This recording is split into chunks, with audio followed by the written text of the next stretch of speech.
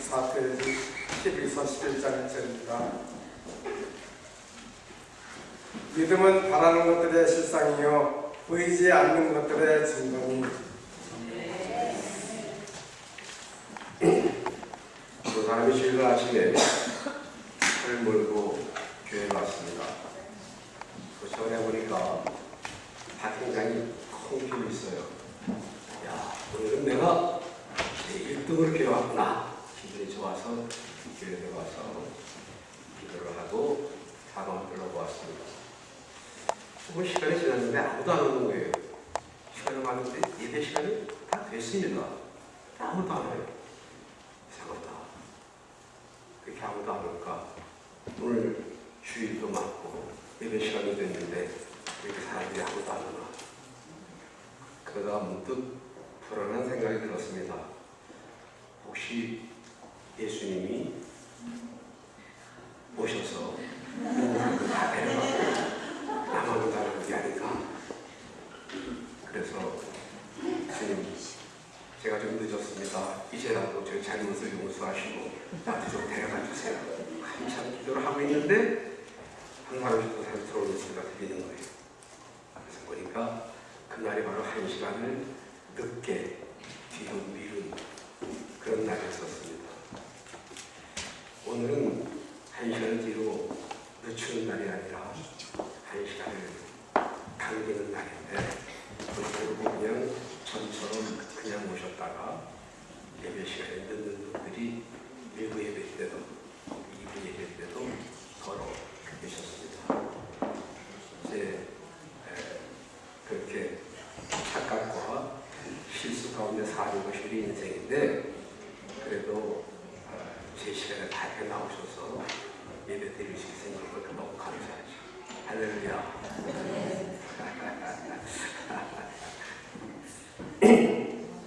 어떤 사람이 살인 용의자로 체포가 되었습니다. 그 살고 있는 집에서 그리 멀지 않은 곳에 그 사람이 살해를 당했거든요. 그런데 바로 얼마 전, 며칠 전에 그 죽은 사람과 이 사람이 심하게 말다툼을 한 일이 있었어요. 그리고 마침 그 사람이 죽던 그날 그 시각에 이 사람과 체격이 아주 비슷한 사람이 그 근처를 왔다 갔다 하는 것을 본 일이 있는 사람이 있습니다. 또 그 사람은 자기가 그 시간에 어디 있었다고 하는 것을 증명할 만한 알리바이를 내지 못했어요. 근데 거기다가 가장 분명한 사실은 그 사람 차고에서 그 사람 이 옷 중에서 숨겨져 있는 피 묻은 옷을 경찰이 찾아냈습니다.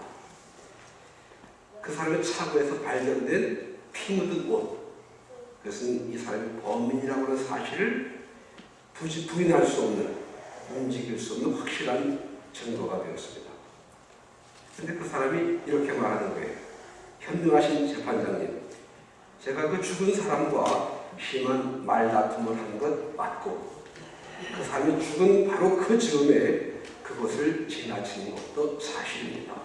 그러나 그 피 묻은 옷, 그것은 제가 얼마 전에 사냥을 갔다가 사슴을 총으로 잡은 일이 있는데 그 옷에 묻은 피는 바로 그때 묻었던 사슴의 피입니다. 그것은 즉시 과학수사연구소로 옮겨졌고 정말 사슴의 피라고 하는 사실이 정밀 조사 결과 밝혀졌습니다. 그렇게 해서 그 사람이 살인범이라고 하는 움직일 수 없었던 증거가 될 뻔했던 그 피 묻은 옷이 그 사람이 범인이 아니라고 하는 확실한 증거가 되게 되었습니다. 우리가 한 세상 살아가면서 물증, 증거가 매우 중요할 때가 있습니다. 아무리 답답하고 억울해도 확실한 증거가 없으면 그 억울함의 호소가 받아들여지지 않는 경우가 많기 때문입니다. 다음 주에 오후 2시 우리 교회 한국학교 주관 말하기 대회가 있습니다. 어린 학생들이 나와서 서툰 우리나라 말로 얼마나 재미있게, 얼마나 조리 있게 말을 잘하나 지켜보아 주시고 그리고 힘찬 박수로 격려도 해주시면 좋겠습니다. 웅변대회가 있었습니다. 많은 젊은이들이 대회에 참가를 했죠.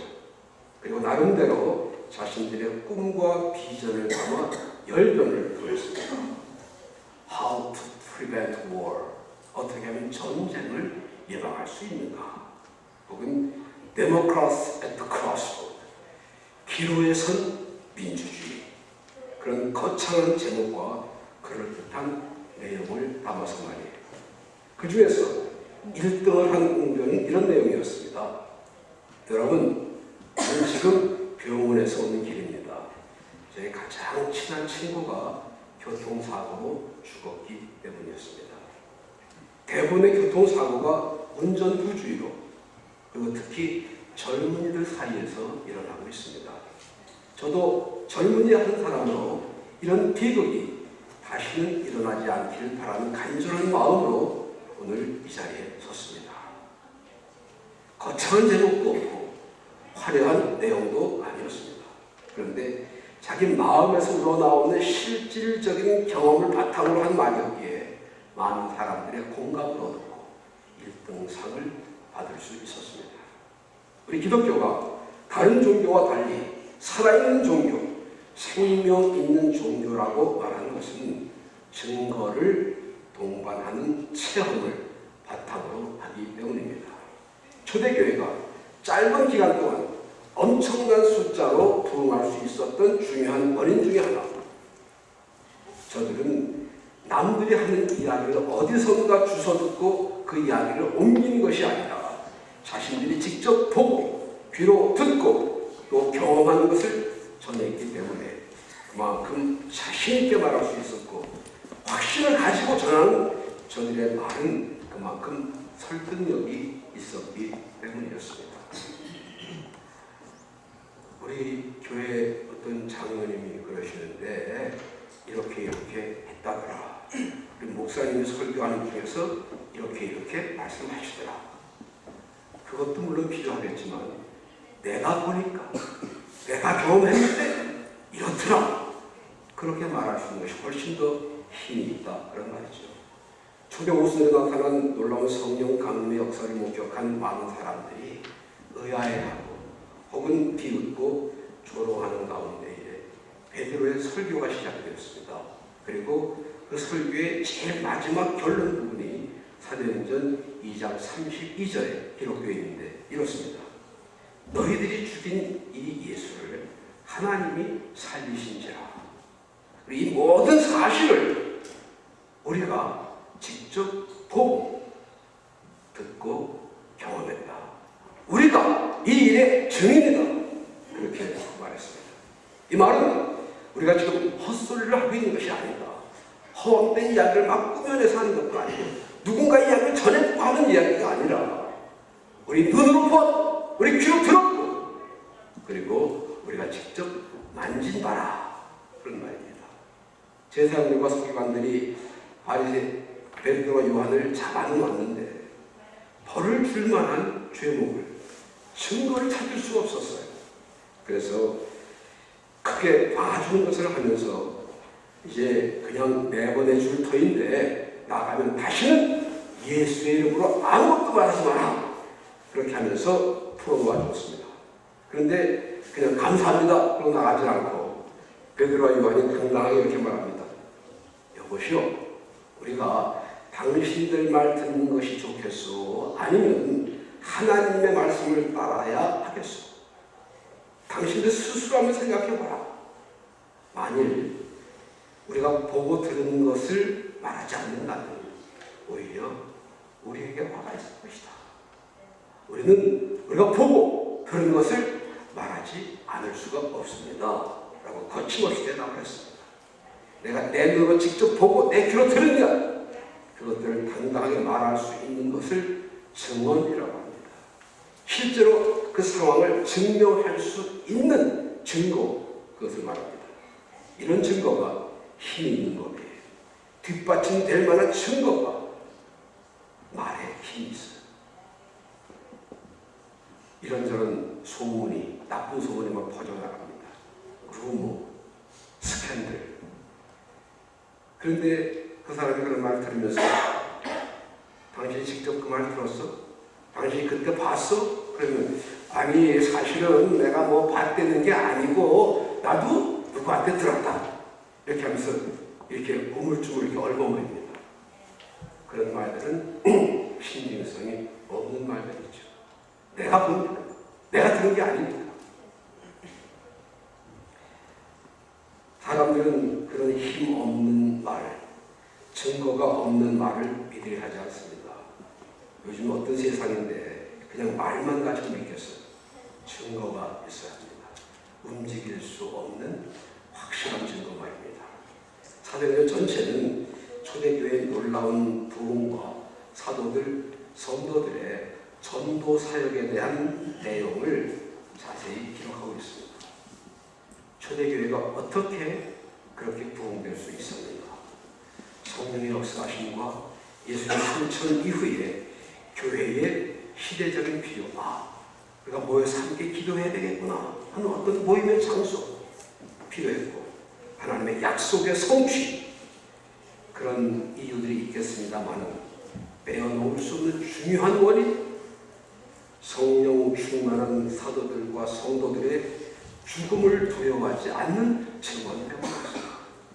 8절에서 오직 성령이 너에게 임하시면 너희가 권능을 받고 예루살렘과 온 유대와 사마리아 땅끝까지 이르러 내 증인이 되리라 라고 말씀하셨는데, 거기에서 증인이라고 하는 말, 말투스라고 하는 헬라 말을 씁니다.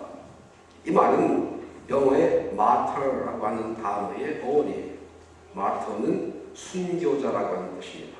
그런 거로 증인이라는 말에 담겨져 있는 참 의미는 어떤 불기나 혹은 어떤 위험이나 유혹이 있다고 하더라도 불이나 환경의 타협함이 없이 내가 보고 듣고 아는 사실에 대해서 목숨을 걸고서라도 그대로 전해야 하는 사명을 가진 사람을 말하고 있습니다. 상황에 따라서 환경에 따라서 누가 이렇게 공갈하거나 위협한다고 해서 보고도 못 봤다, 안 보고도 봤다 이렇게 말하는 것은 참 증인이 아니라고 말입니다. 뭘 알아야 증언을 할 수가 있고 뭘 봤어야 증거를 낼 수가 있는데, 우리는 기독교인으로서 하나님의 자녀로서 어떤 증거를 가지고 있느냐? 먼저 구원받은 증거를 가지고 있어야 합니다. 예수 믿으면 구원받아서 천국 간다 하는 것이 기독교의 기본 진리입니다. 그런데 문제는 교회를 몇 달 다니면 수료증 받는 것처럼 어떤 구원의 증거, 혹은 몇 년 다녀야 구원을 얻었다고 하는 확증을 얻을 수 있는 것입니다. 아니면 헌금을 얼마를 드려야 구원을 받고 전도를 몇 명 해야 천국 갈 자격이 되는지 아무도 말해주지 않는다고 하는 데에 문제가 있습니다. 어느 교회를 가더라도 당신이 이제 구원받았습니다 라고 하는 증명서나 확인서를 써주는 교회가 없어요. 혹시 어느 교회에서 그런 증명서 같은 거 받아보신 분 있으세요? 우리 배단교회는 그런 거 안 줍니다. 헌금을 얼마큼 드렸다고 해서 천국행 티켓이 예약되는 거 아닙니다. 교회 와서 힘차게 찬송도 부르고 뜨겁게 기도도 하고 은혜 가운데 예배도 드리고 그리고 봉사도 하고 한 날은 천국 아랫목을 내 이름으로 딱 예약해 놓은 것 같아요. 기분이 좋아요.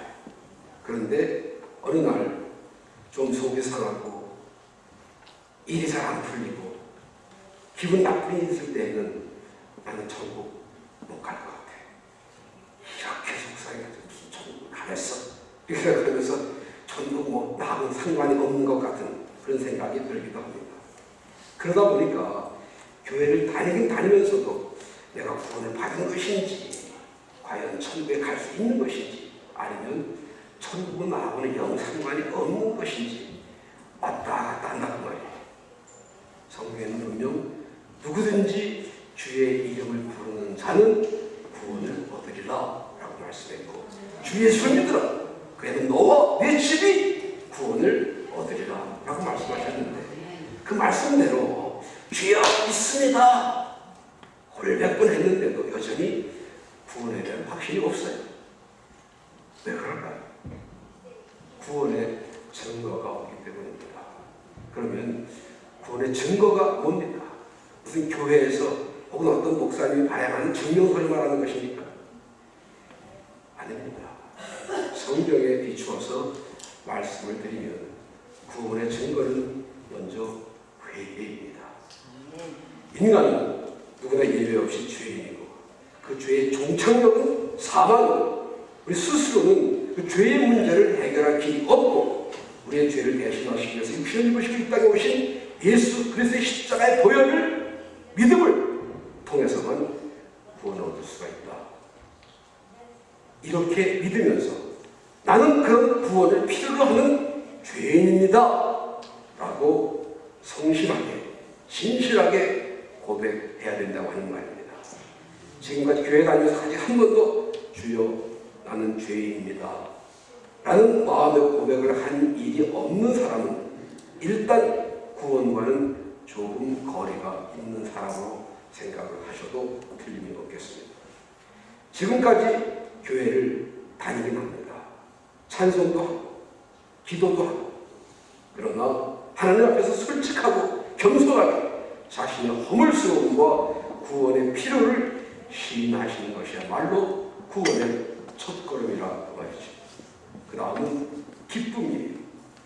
혹 예수를 안 믿으시는 분 중에 나는 교회를 다니고 싶어도 교회를 다니면 술, 담배도 못하지. 어디 마음 놓고 놀러 가지도 못하지. 하고 싶은 것도 제대로 못하지. 그런 세상에 무슨 일도 살아. 그래서 교회를 못 다니겠다. 그렇게 말씀하시는 분들이 있습니다. 뒷모습을 보니까 뒤태가 아주 날씬한 그런 아가씨가 앞을 가고 있어요. 두 청년이 뒤에서 서로 말을 주고받습니다. 야, 내가 먼저 찍어서 아니야 내 타입이야. 둘이 서다가 그 아가씨는 하나고 남자는 둘이니까 둘이 가위바위보 해가지고 이기는 사람이 이제 작업을 걸기로 그렇게 저를 가위바위보 해서 한 청년이 이겼습니다. 그렇지. 그리고 이제 달려갔어요. 그래서 그 아가씨 앞으로 이렇게 갔어요. 그 아가씨가 뒷모습은 그럴듯했는데 앞에 성경을 딱 들고 가는 거예요. 성경을. 그러니까 그 성경 야 날 샜다. 날 샜다. 그리고 그냥 돌아갔대요. 예수 믿으면 재미없다는 얘기죠. 따분하다는 얘기예요. 물론 진실하게 신앙생활을 하는 사람이라면 그가 흔히 생각하는 세상 재미와는 인연이 멀어질 수도 있습니다. 그렇다고 해서 예수 믿는 사람들이 다 수도승처럼 사느냐? 아닙니다. 성경 어디를 봐도 예수 믿으면서 괴로워하고 고민하고 슬퍼했다고 하는 기사가 없어요. 다 기쁨과 감격 속에서 승리로운 삶을 살았습니다. 물론 고난이 있었어요. 어려움도 따랐습니다. 그러나 어떤 환난이나 핍박이 와도 예수를 만난 저들, 예수 안에서 발견된 새 삶의 기쁨을 다른 어떤 기쁨과 비교하지 않았고 그 기쁨의 삶을 빼앗기지도 않았습니다. 그래서 저들은 고통 가운데서도 감사할 수 있었고 슬픔을 기쁨으로 승화할 수 있었습니다. 구원받은 사람에게 주어지는 특권 중에 하나가 기쁨이에요.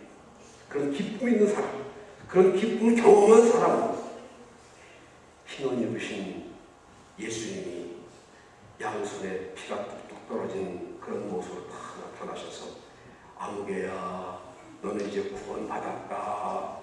그런 어떤 환상을 보지 못했다 하더라도 구원을 받은 사람인 줄로 믿으시기 바랍니다. 나의 신앙생활에 기쁨이 없다, 기쁨을 모른다. 그러면 그 신앙은 어딘가 문제가 있는 신앙이라고 봐도 틀리지 않습니다.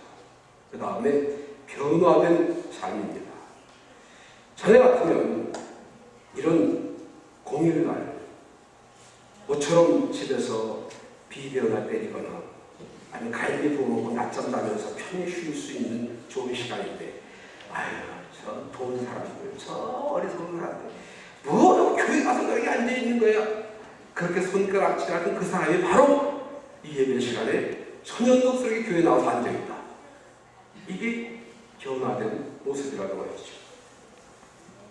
전에는 세상 친구들하고 어울려서 고수도 치고 노래방 가서 신나게 한 곡 좀 듣고 그리고 밤새우는 줄 모르면서 재미나게 노는 것이 재미있어요. 이제는 그런 데 가면 피곤해. 힘들어. 짜증나요.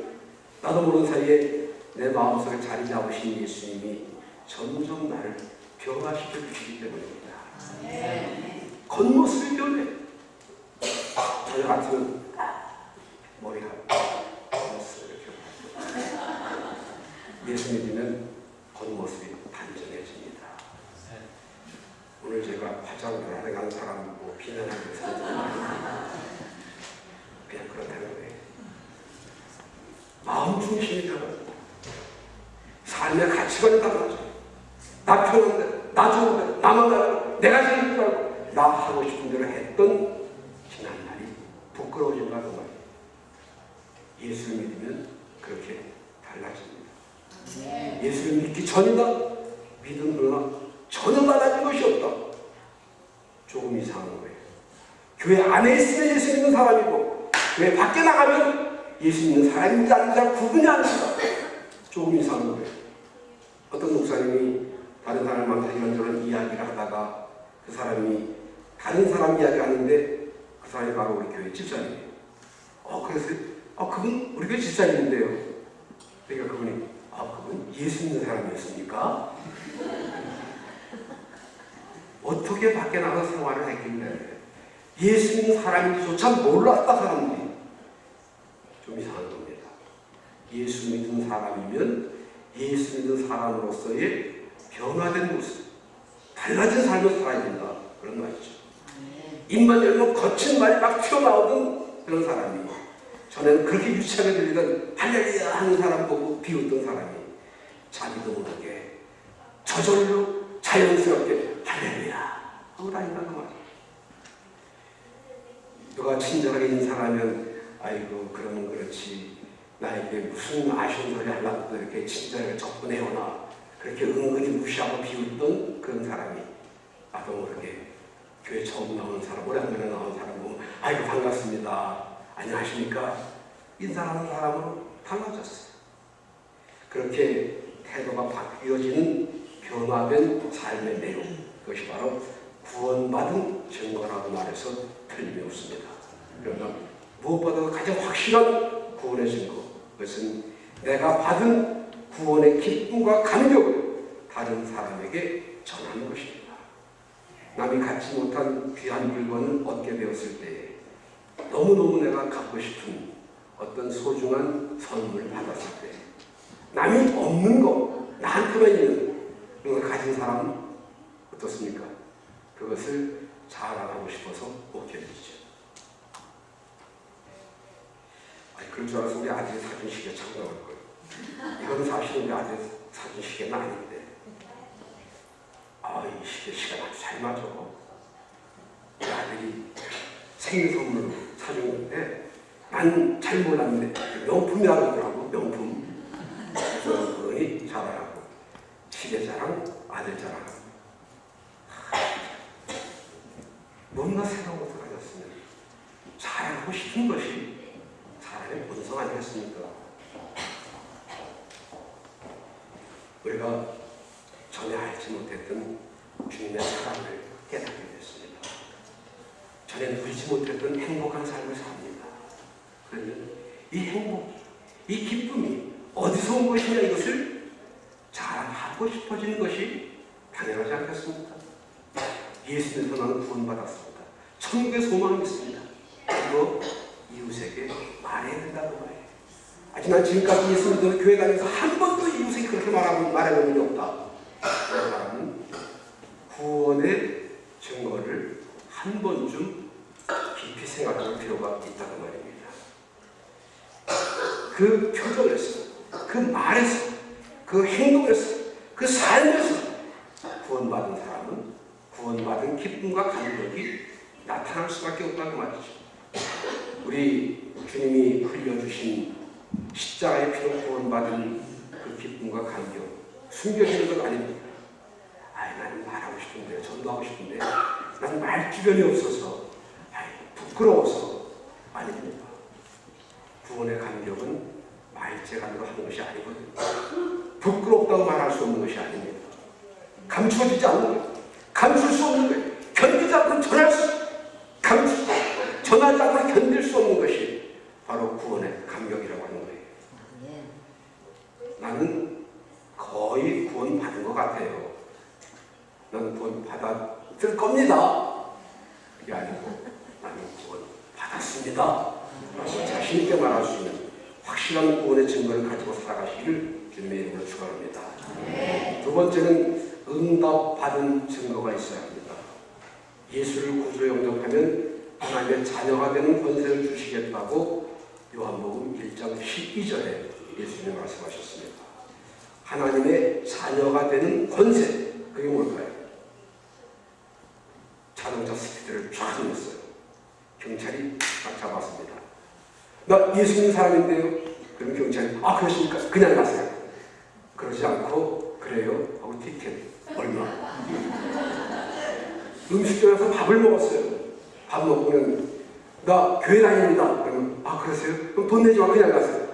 그런 음식점이 없습니다. 그건 그거고 돈 내세요. 음식값 내고 나와야 됩니다.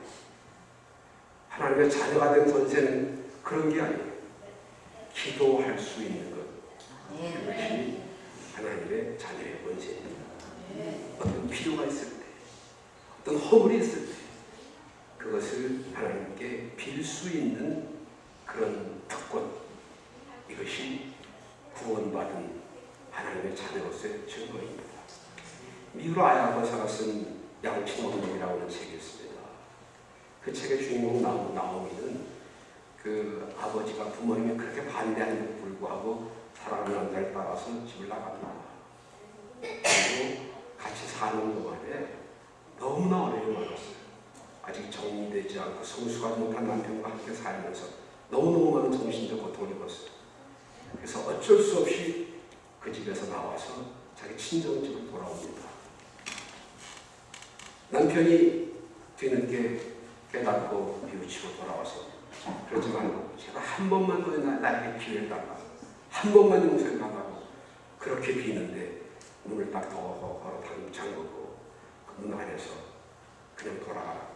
나는 당신 용서할 마음이 없다 해서 그냥 돌아 나옵니다. 그리고 그날 밤 사람들은 시체로 변해져 있었습니다.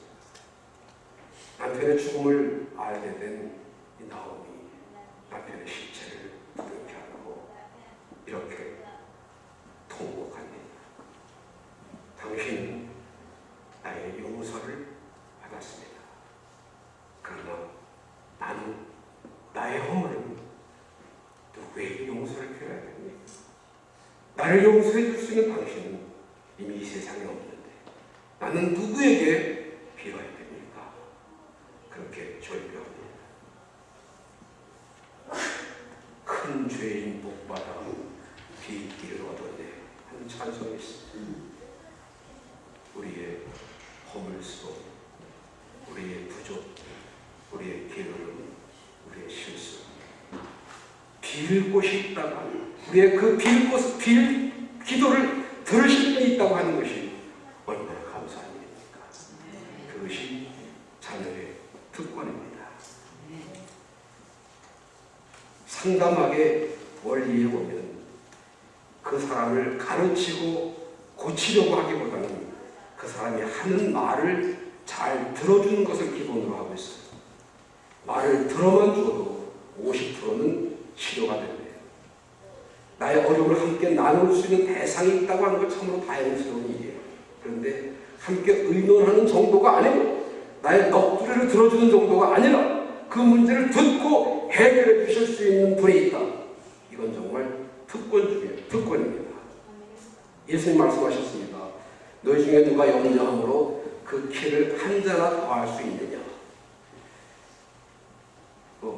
한 자나 더할 수 없습니다.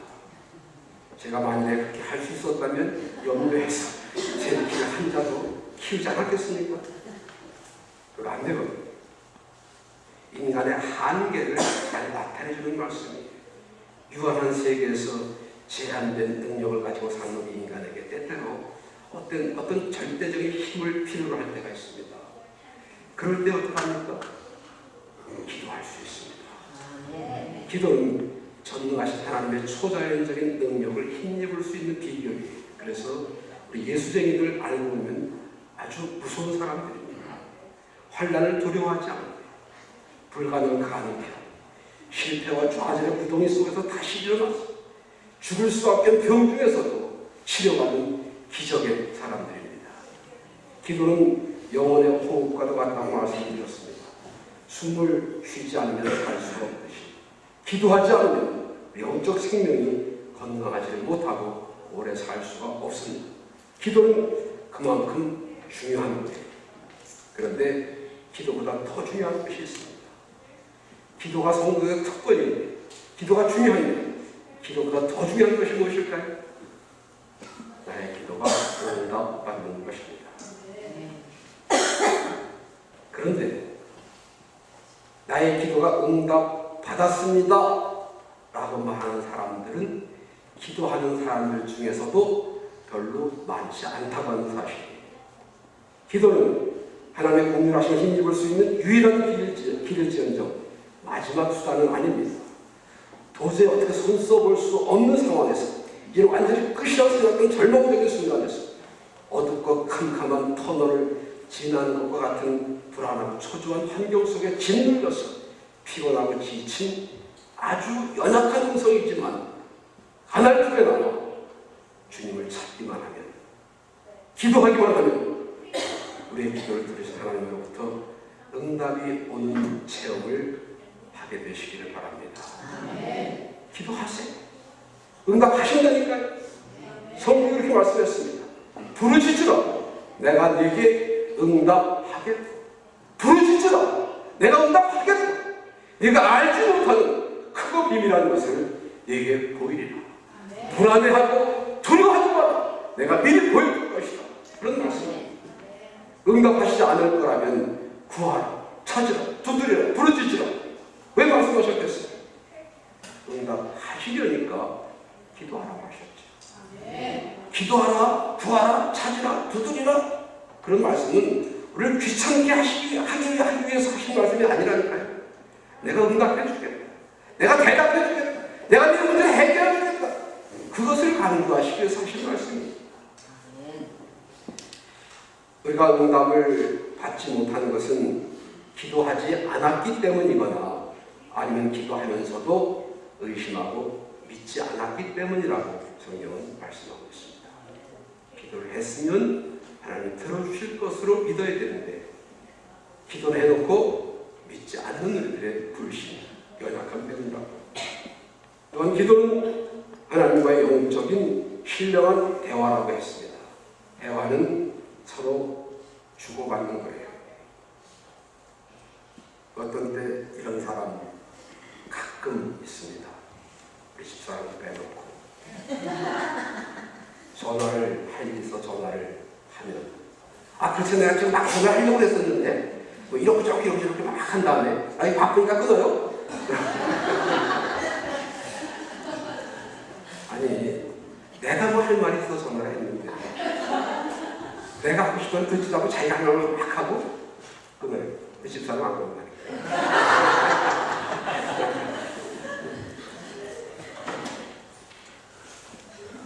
그건 대화가 아닙니다. 그냥 일방통행적 통보에 지나지 않으시고. 그러니까 기도를 가끔 그런 식으로 하는 사람들이 없잖아요. 하나님 이거 필요합니다. 하나님 이거 주세요. 하나님 저거 힘듭니다. 하나님 이거 해주세요. 예수님을 기도합니다. 아멘. 그럼 그냥 일어나서 가요. 기도는 하나님과의 신령한 대화라고 했습니다. 하나님, 내가 이것이 필요합니다. 하나님 뜻은 어디에 있습니까? 하나님 이거 주세요. 언제쯤 주실 거죠? 그 하나님이 뭐라고 말씀하시는지, 내 심령에 어떻게 응답하시는지 좀 기다려야 되는데 기다리지 않아요. 예수님이 기도합니다. 아멘. 그러고 그냥 간다고. 방금 우리가 전화 카메라 일방적으로 막 해놓고 딱 끄는 사람 웃었습니다. 하나님이 보시고 모두를 보시고 웃으실 거예요. 우리가 기도를 그런 식으로 하기 때문에 기억하십시오. 기도는 신령한 대화입니다. 대화는 쌍방 간의 교통이에요. 교통이 이루어질 때에 응답의 축복이 있고 그런 응답의 축복이 바로 우리 기도의 목적이거든요. 기왕에 기도하려면 기도를 들으시고 응답하시는 하나님이 잘 들으실 수 있고 또 응답하실 만하도록 구체적으로 잘 기도해야 되는데 그냥 그렇지 않고 그냥 나만 혼자 알 수 있는 말로 기도하고 기도를 끝내는 경우가 많다는 말이죠. 기도를 많이 한다고 해서는 다 믿음이 좋은 것이 아니라 응답받는 기도를 해야 됩니다. 응답받는 것이 기도의 목적이라고 하는 사실을 다시 한번 말씀드리고 기도를 하는데 열심히 했는데 전혀 응답이 없다. 그러면 기도하고 싶은 마음이 생기겠습니까? 기도하고 싶지 않아요. 반응이 없는데 어떤 응답이 없는데 뭐 기도하겠어요? 기도할 필요도 없는데 좋으신 우리 하나님은 기도하면 반드시 응답하시고 우리의 소원을 이루어 주실 줄로 믿습니다. 기도의 응답은 하나님이 들으시고 응답해 주셔서 어려운 문제가 해결됐다. 그것보다 더 중요한 의미가 있어요. 나는 하나님의 자녀이고 하나님이 나의 아버지가 되신다.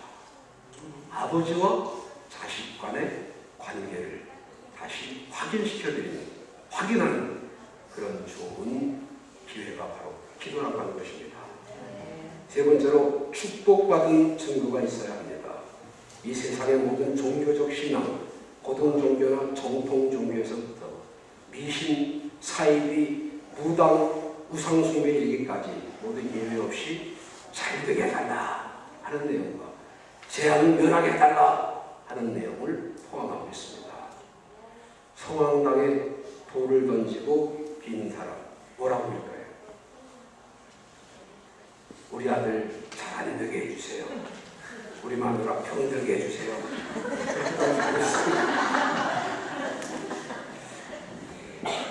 보름달 뜨는 밤 깨끗한 물 떠놓고 발복 비는 사람, 구멍나무 앞에 상 차려놓고 절하는 사람, 무슨 기도할까요? 나는 복받을 자격이 없는 놈입니다.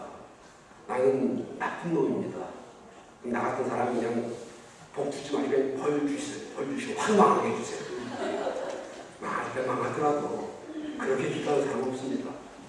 그죠? 못 받으면 못 받지만 복 주세요. 잘 되게 해주세요. 그렇게 비는 것이 기도 아니겠습니까? 하나님은 만복의 근원이시고 또 우리에게 복 주시기를 원하시는 좋으신 하나님이라고 말씀에 분명히 기록했습니다. 그런데 우리 하나님이 아무리 자비하시고 선하신 하나님이라 할지라도 아무에게나 막복을 주시지 않습니다. 그 복을 받아서 복을 감사하면서 잘 유지하고 활용할 수 있는 사람에게 복을 주시지 않겠습니까? 그런 사람이 어떤 사람이냐? 말씀대로 순종의 삶을 살아가는 사람입니다. 말씀을 지켜 행하는 사람만이 그것이 순종입니다. 순종이 복받는 비결이에요. 그래서 순종이 제사보다 낫다고 성경이 말씀했습니다. 순종은 믿음의 행위입니다. 축복은 믿습니다의 반복에 의해서가 아니라 믿습니다를 생활 속에 실천하는 삶의 내용에 주어지는 하나님의 은혜입니다. 조삼모사라고 하는 말이 있어요. 주인이 원숭이에게 너희들에게 내일부터 아침에 사과 3개, 저녁에 사과 4개씩을 주겠다. 원숭이들이 막 대고하는 거예요. 왜 아침에 사과 3개밖에 안 주냐 이거죠. 그 주인이 좋다. 그러면 아침에 사과 4개, 저녁에 사과 3개 주겠다. 그러니까 좋다고 그래요.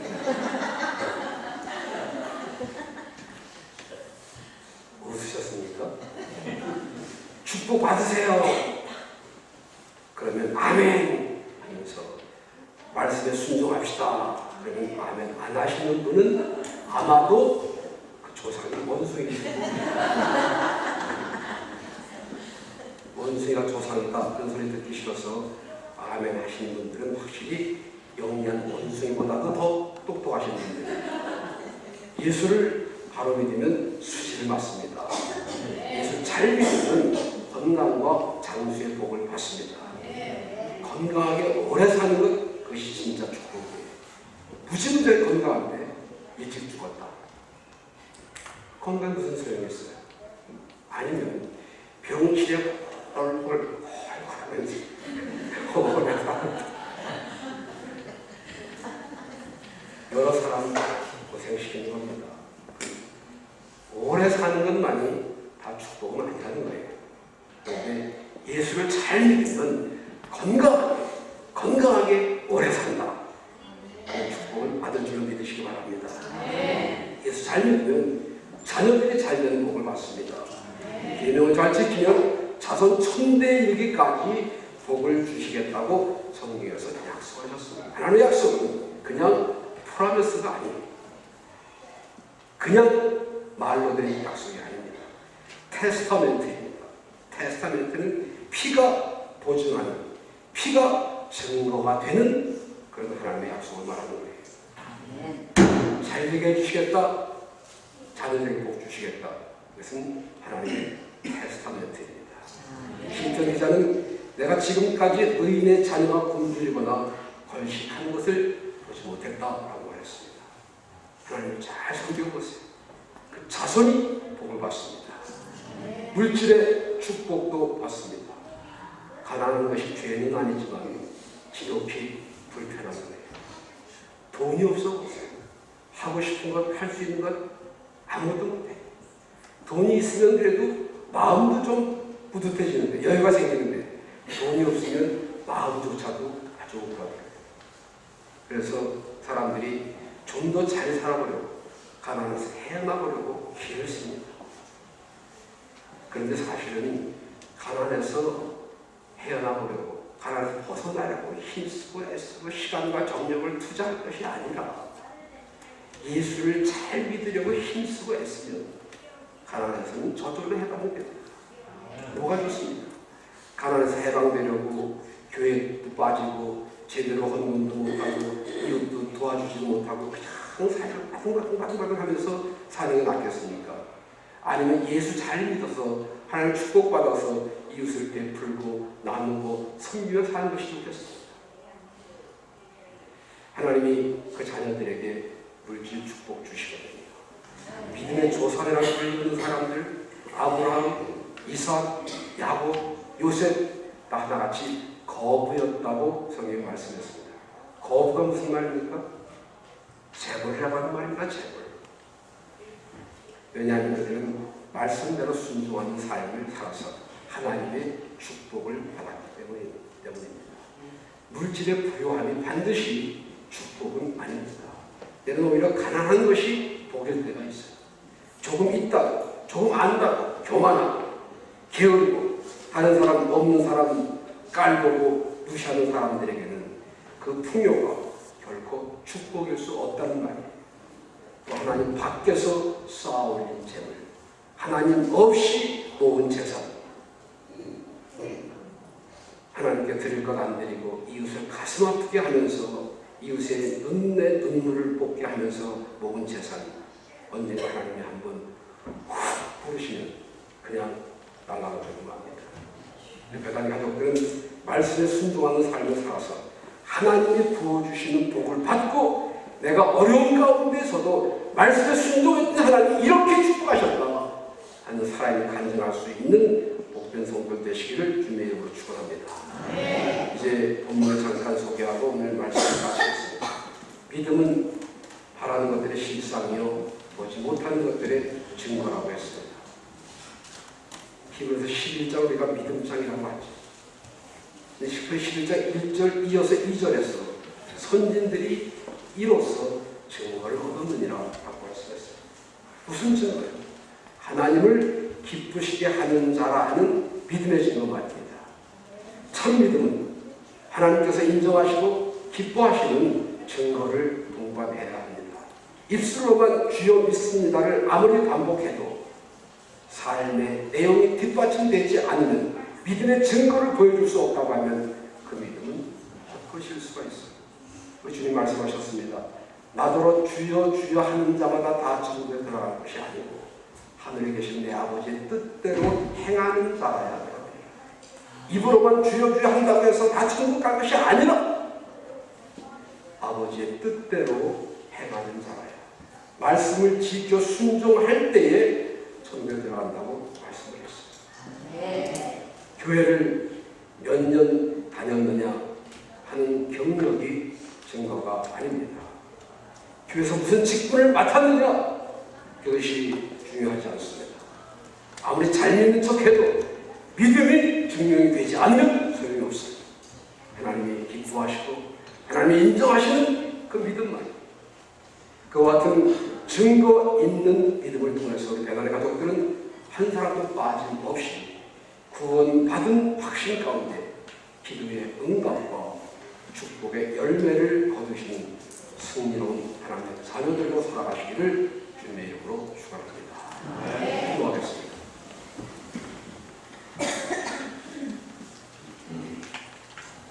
감사하신 하나님, 이 시간도 조용히 고개를 숙이고 우리들의 마음을 살펴봅니다. 우리는 정말 하나님을 믿고 하나님의 사랑과 은총 안에서 구원받은 자녀로 살아왔고 살아가고 있는가 되새겨보고 하나님 기쁨과 감사함과 감격 가운데 소망 가지고 승리롭게 살아가는 저희들 다 될 수 있도록 성령님 인도하여 주시옵소서. 예수님 이름으로 기도하옵나이다.